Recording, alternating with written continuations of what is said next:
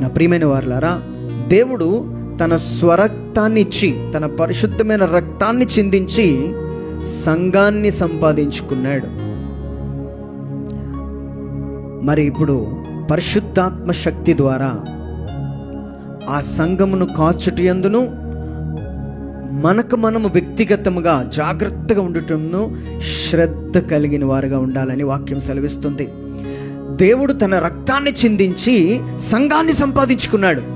కానీ ఈరోజు అలాంటి సంఘంలోనే చాలా రాజకీయాలు చోటు చేసుకుంటున్నాయి.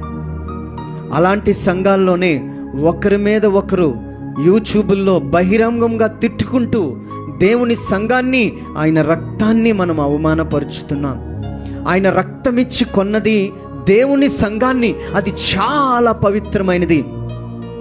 అలాంటి సంఘాన్ని దేవుని పరిశుద్ధాత్మ చేత సంఘ కాపరులు శ్రద్ధ కలిగిన వారిగా, కేవలం సంఘం మాత్రమే కాదు, వ్యక్తిగత విషయంలోనూ శ్రద్ధ కలిగిన వారిగా ఉండాలని ఈరోజు వాక్యం మనందరికీ బోధిస్తూ ఉన్నది.